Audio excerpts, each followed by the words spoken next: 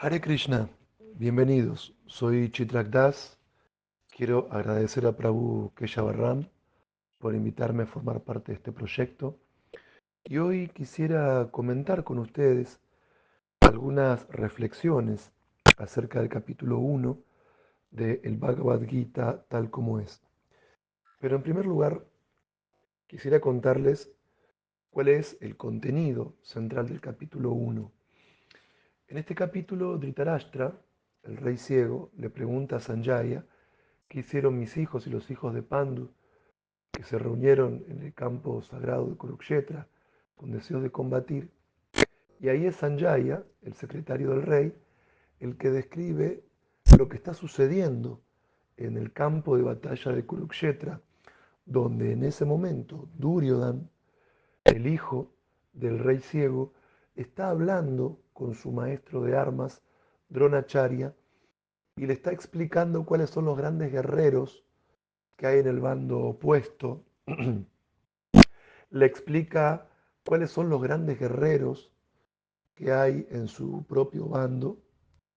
También explica cuál es la estrategia militar a seguir, que todos los grandes guerreros de su propio bando, desde los puntos estratégicos en la falange militar, presten apoyo a Bhishma Deva, el comandante en jefe de sus tropas.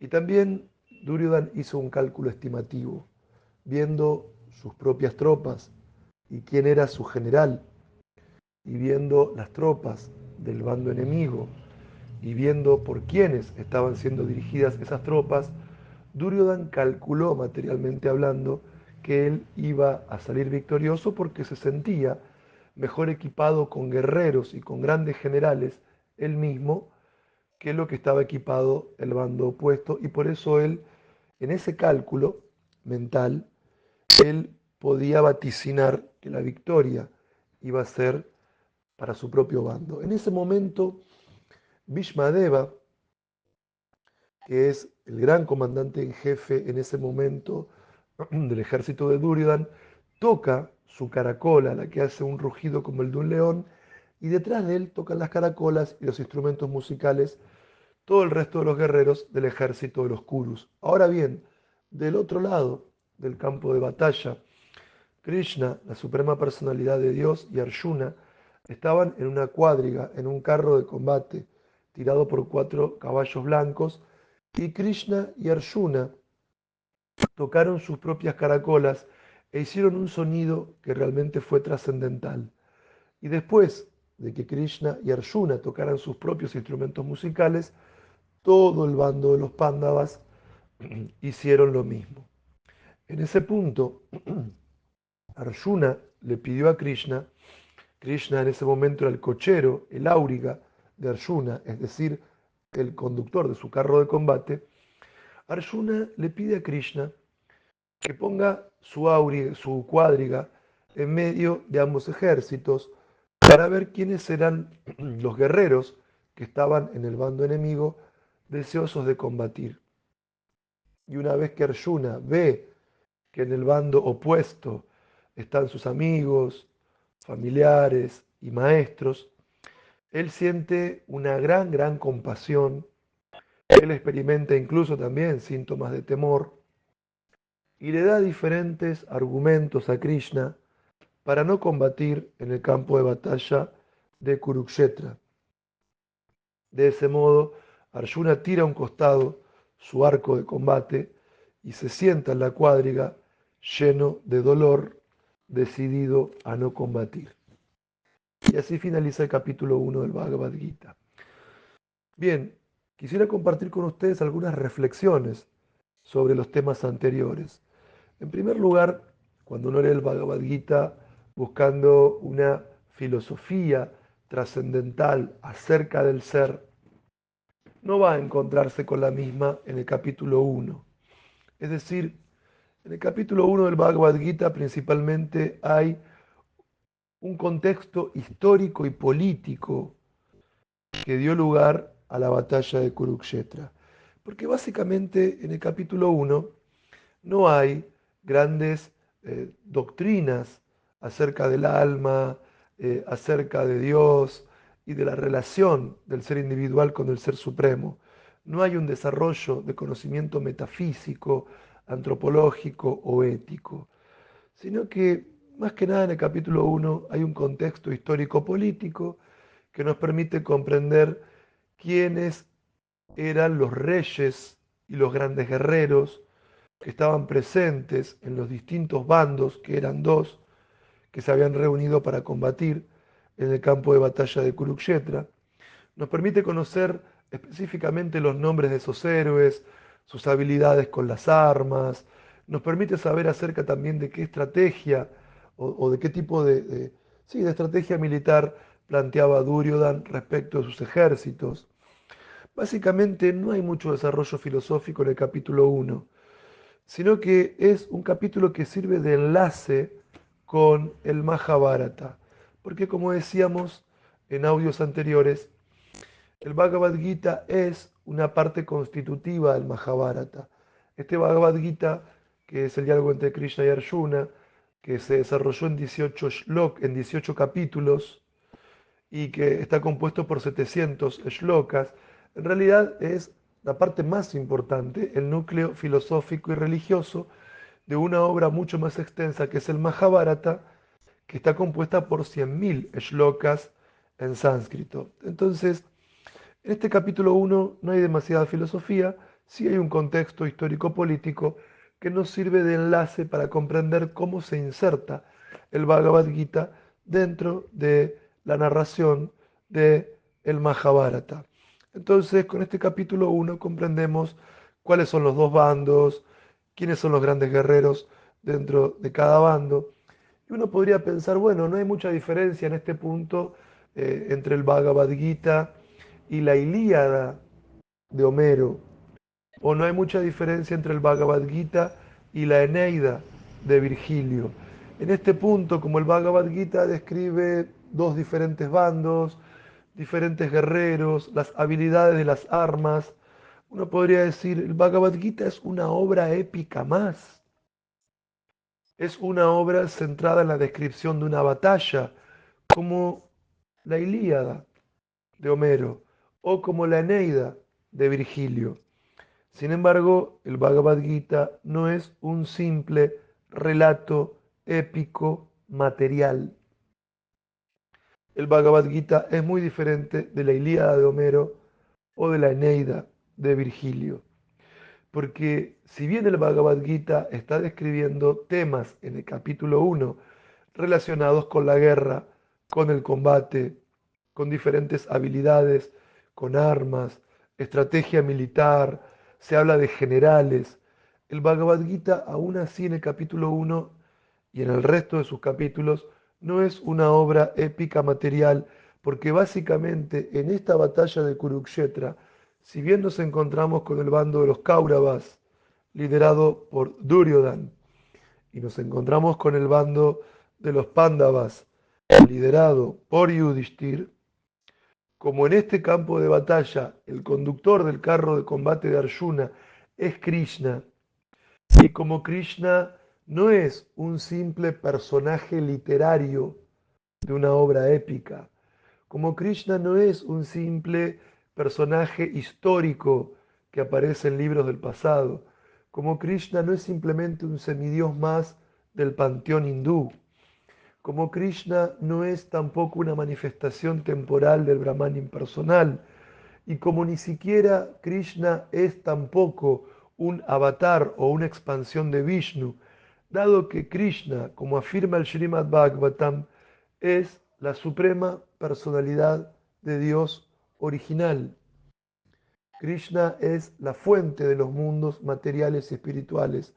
Todo ha emanado de él y las diferentes expansiones Vishnu Tattva de la suprema personalidad de Dios que desciende en este mundo material para cumplir diferentes propósitos, como por ejemplo alentar a los espiritualistas a avanzar en el camino de la vida trascendental y divina, y también disminuir las cargas de esas personas que se oponen a la vida espiritual progresiva, y así también para restablecer el Dharma, la espiritualidad eterna, la esencia de la actividad del alma, Krishna desciende a este mundo y también sus expansiones plenarias descienden con ese propósito, pero como afirma el Srimad Bhagavatam, Krishna tu Bhagavan Swayam.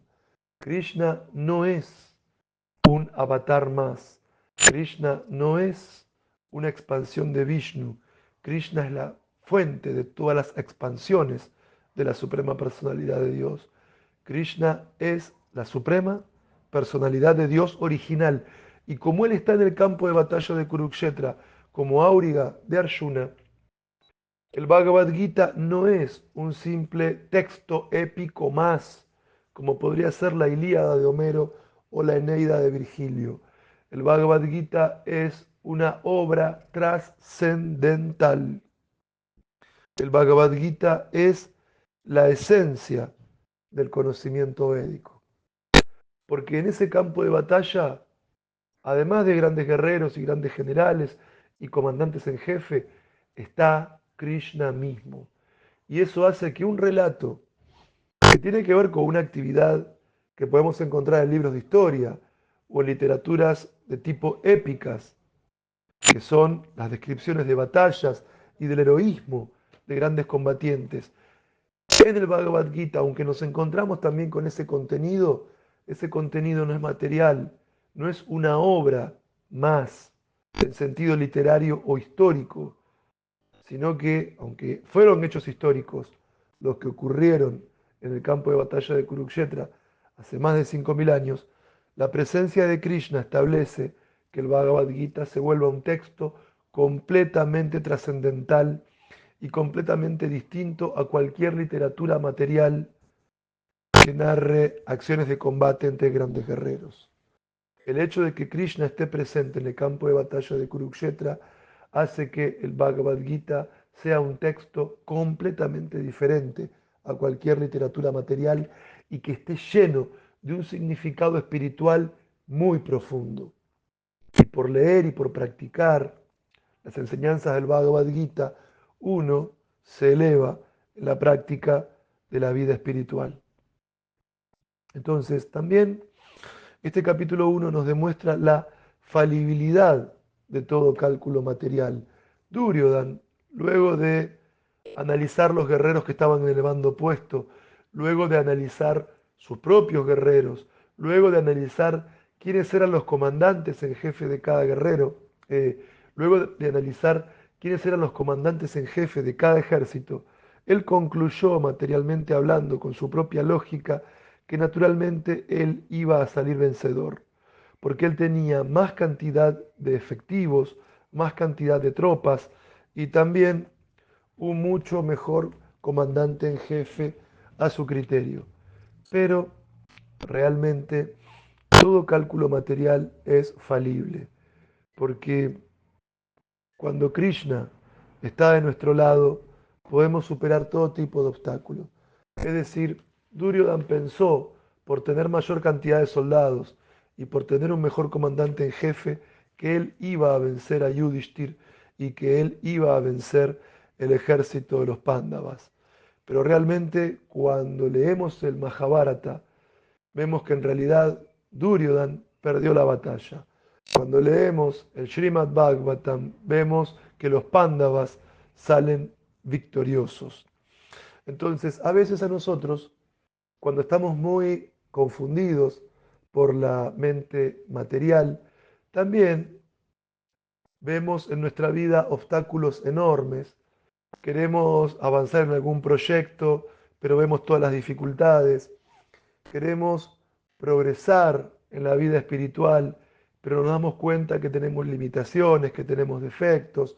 Nos parece que es algo casi imposible, a veces con la mentalidad material, el hecho de alcanzar la devoción pura por Krishna. Vemos que en realidad tenemos un montón de falencias, un montón de defectos, que es difícil alcanzar la pureza espiritual y la mente en el estado material nos puede decir eso. Pero del mismo modo, aunque Arjuna en el campo de batalla de Kurukshetra tuvo que enfrentarse a guerreros realmente muy, muy poderosos, como Bhishmadev, como Drona, Charya, como Karna, y aún así, porque Krishna estaba en la cuadriga de Arjuna, Arjuna salió victorioso. No es que Arjuna ganó la guerra automáticamente. Arjuna tuvo combates muy encarnizados en la batalla de Kurukshetra. De hecho, incluso Arjuna durante la batalla de Kurukshetra perdió a su hijo Abhimanyu, algo dolorosísimo para un padre. No es que Arjuna la tuvo fácil, la batalla, pero aún así porque Krishna estaba a su lado, superó todos los obstáculos y alcanzó la victoria. Y del mismo modo, eso mismo ocurre con nosotros. A veces los que intentamos avanzar en la vida espiritual hacemos un cálculo material como el que hizo Duryodhan y podemos llegar a pensar que, bueno, yo tengo muchos defectos, tengo muchas fallas, muchas falencias, muchos deseos materiales. La vida espiritual en el proceso de conciencia de Krishna requiere de mucho desapego, requiere de mucho conocimiento, requiere de mucha devoción, requiere de mucha pureza. Yo no estoy a la altura. La mente me puede decir, este proceso no es para mí. Pero no tenemos que sucumbir ante esos cálculos materiales de la mente confundida. Al igual que Arjuna tuvo en su cuadriga en todos los días de la guerra a Krishna mismo que dirigía sus caballos y su carro de combate, del mismo modo nosotros, a pesar de todos los obstáculos que hay en nuestra vida para avanzar en el plano espiritual, a pesar de todos los defectos que verdaderamente muchos tenemos, nosotros al igual que Arjuna también tenemos la posibilidad de estar en contacto con Krishna todos los días, cantando el Maha Mantra, Hare Krishna, Krishna Krishna, Hare Hare, Hare Rama, Rama Rama, Hare Hare. Y aunque al igual que Arjuna tengamos pruebas en nuestra batalla espiritual del día a día, aunque al igual que Arjuna nos encontremos con supuestos obstáculos en nuestro avance espiritual, si desarrollamos un gusto, si desarrollamos un apego, si desarrollamos un amor por el canto del Maha Mantra Hare Krishna todos los días de nuestra vida, no va a haber defecto que no podamos superar.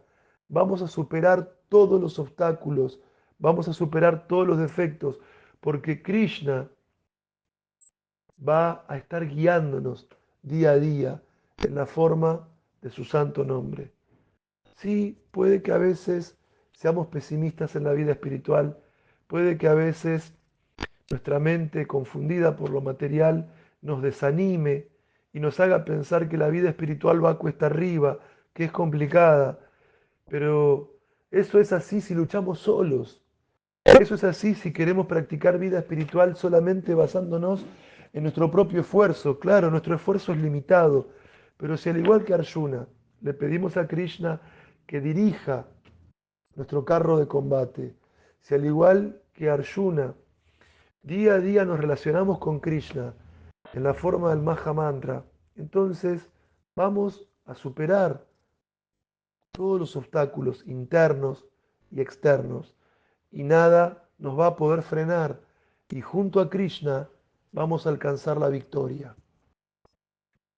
Y este punto es muy importante para siempre tener entusiasmo en la vida espiritual y dedicarnos, aunque nuestro día sea brillante, aunque nuestro día sea oscuro, aunque la mente tenga ganas o aunque la mente no tenga ganas, todos los días tenemos que meditar en el Maha Mantra Hare Krishna. Y como dice al final del Bhagavad Gita, Sanjaya, Adritarashtra, donde está en Krishna y donde está Arjuna, está la victoria. Del mismo modo, si nosotros centramos nuestra vida en el canto del Maha Mantra Hare Krishna, en esta guerra que es la existencia material, vamos a poder superar todos los obstáculos, vamos a poder superar todos nuestros defectos, porque Krishna nos va a guiar desde el corazón. Y también vamos a alcanzar la victoria, al igual que la alcanzó Arjuna y el bando de los Pándavas. Ahora, otro punto en el que también quiero reflexionar junto a ustedes es que en muchas religiones se dice que el ser individual debe servir a Dios. Y eso es real. En muchas religiones está ese precepto. Pero el Bhagavad Gita nos presenta un tipo de espiritualidad mucho más avanzada.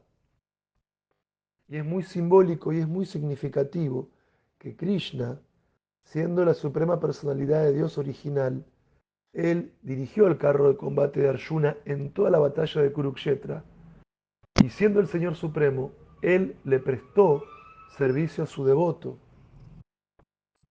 En general, se asume que los devotos deben ofrecer servicio al Señor, pero acá vemos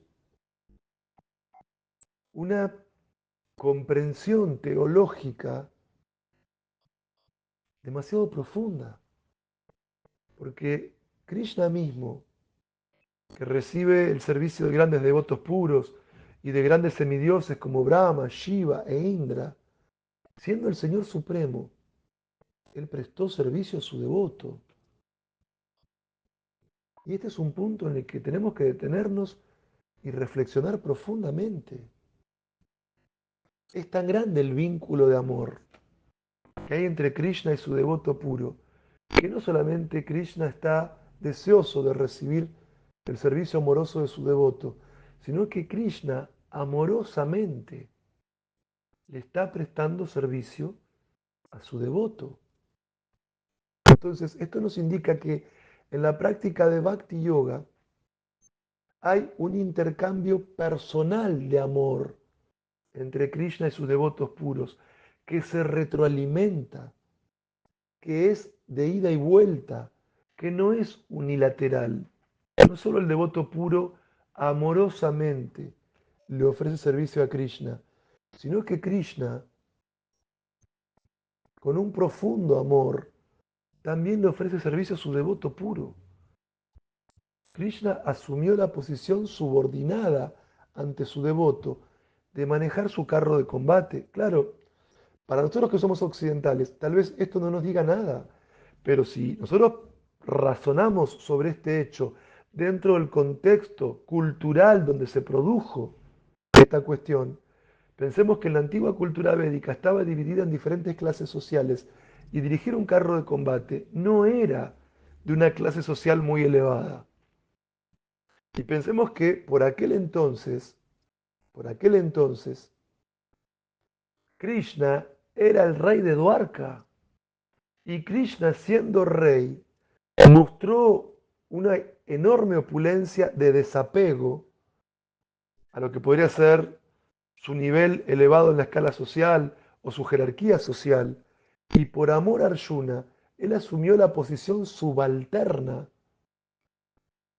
de ser el cochero del carro de combate de su devoto. Claro, para nosotros que vivimos en una sociedad occidental y que no conocemos mucho la cultura védica, puede que no nos diga mucho,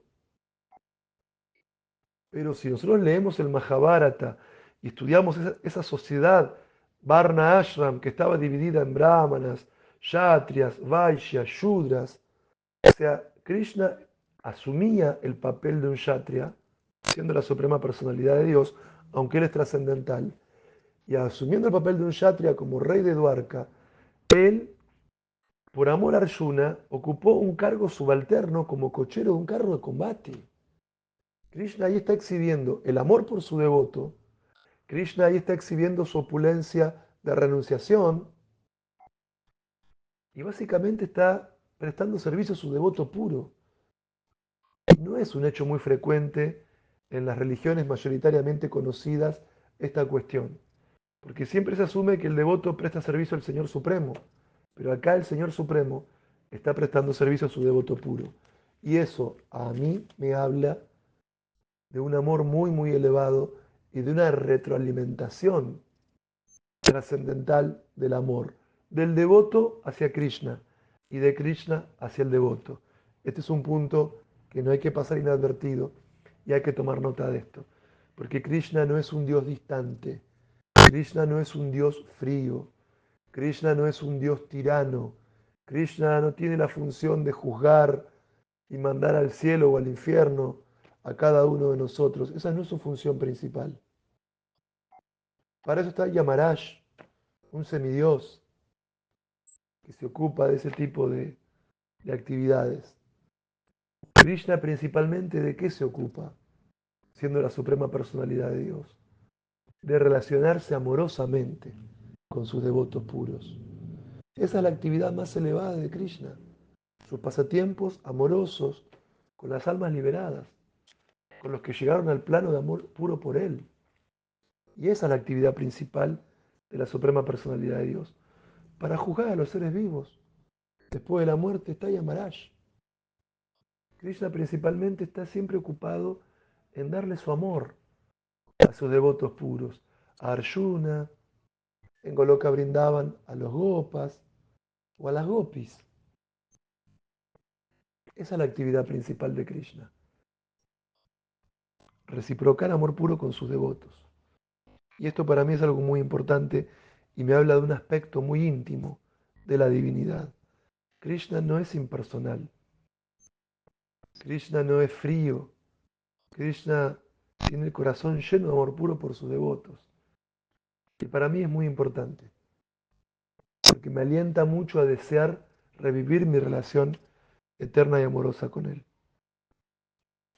Entonces, junto a Krishna, al igual que Arjuna, podemos alcanzar la victoria en esta práctica de la vida espiritual y llegar al punto más elevado de perfección, que es despertar nuestro amor puro y eterno por Krishna.